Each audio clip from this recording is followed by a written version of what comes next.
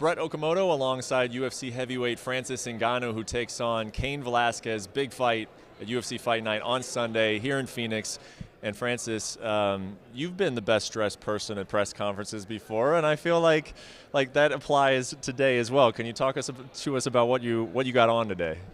You know, just want to take off my my African side today. Just want to show that up a little bit. So this is like a traditional African dress for Noro. So also I think the UFC executive seeing this will notice that they also have African fighter in the UFC, so they can think about it. They can put Africa on map.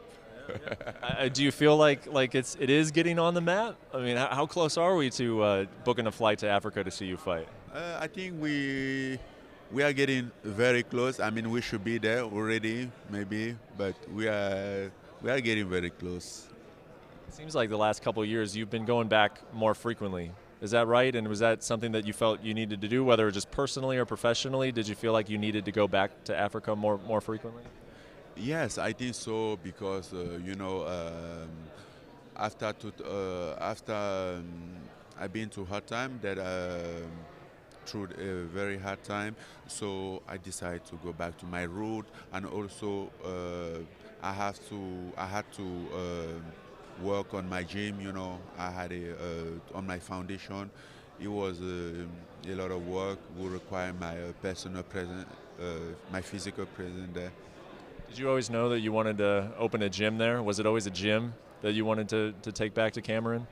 Yes, I started this 3 years ago, but I didn't have money, so I take it, do it step by step.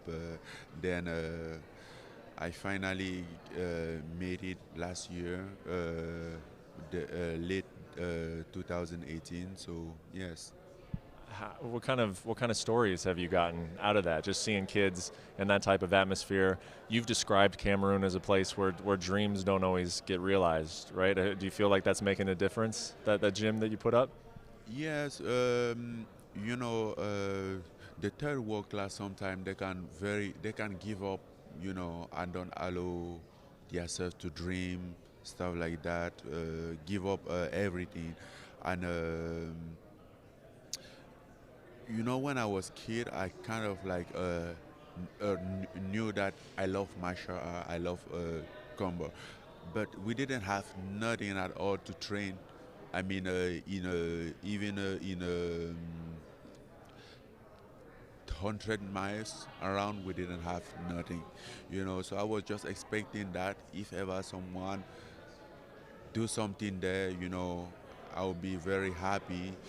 But since that never happened, so at some point I think like I had been blessed, so I can be that one for some kid who is out there and then maybe have the same dream that I had before, like try.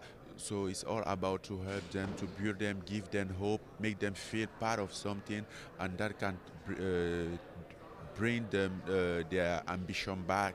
That can prove them they are able to do something. They are part of community. They care. Someone cares about them. So it's the main purpose of the gym. How about the next Francis Ngannou? Have you found him down there? Of course, I mean, we're gonna find the next Francis Ngannou, but not the next Francis Ngannou just for MMA. But then, the goal is to make them be the Francis Ngannou in their life, in their proper life. Doesn't matter what they're gonna do. Doesn't matter what their dream is. Their dream are, but but we want to be them, help them to become the Francis Ngannou that never give up. Keep dream, always have hope. So that's the most important thing, because when you have hope, you can face some adversity that you don't even realize that you are capable for.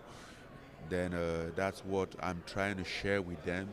So it's not just about sport, because if you want to bring it like in the sport, you're going to put some kids away who has a dream to become a lawyer, a accountant, a journalist, a doctor. but we don't want that. We want to empower everyone that we can, everyone that is around. One of the early dreams you had in this sport was to fight Cain Velasquez, right? He was one of the first. How did you stumble upon who he was? How did you become aware of who Cain Velasquez was? Well, on YouTube, it was 5 years and a half ago. So I started heard people. I went to the gym and then I heard people talking about MMA, about the fight, about what's going on. Then I was curious. I went on YouTube and then I tape. It pops up. Then I started watch fight. Yes, it was funny. But at that time, I didn't. I wasn't sure that I'm gonna be do MMA. I'm gonna become MMA fighter. I was very focused on boxing, but I was like, yes, this is a monster. Then when I realized that MMA is what, when came the moment that MMA gave me opportunity, then you just have to say that those who want, if you want to be great to someone, you have to face the great. You have to face them. You have to even beat them, and then that's when I make my list of fighter. Yes, who was like Junior, Alistair, Brock, Cain Velasquez, and Ken was the top because at the time that I went on YouTube, he was the champ at the moment. So that means something different. So he was on the top of my list.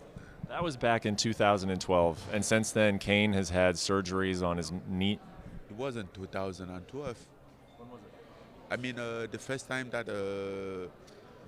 was 2000. The first time I saw that on YouTube, it was late 2013. Okay.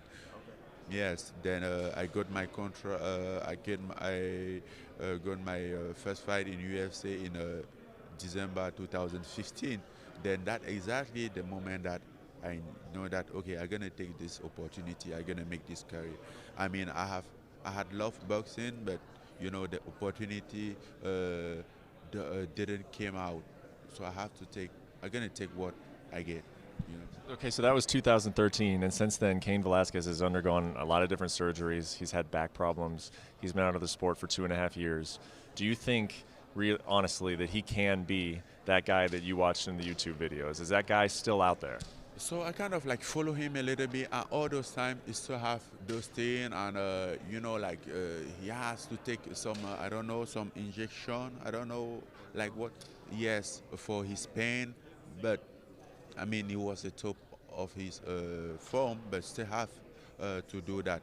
And yes, I think he can be the same because he keep training. He's always Daniel Cormier sparring partner. We all know that. So, and he's not anyone. He's not someone who handicap who can be Daniel Cormier sparring partner. Well, you just squared off with him, and usually I feel like when guys square off with you, they get intimidated because of how big you are. Were you intimidated at all by him because that's Cain Velasquez? That's a guy that you've looked up to for so long? I was happy. Yes, I was happy. I wasn't intimidated. He's not gonna eat me. He's just gonna fight, and then I'm definitely sure I'm gonna have fun out there.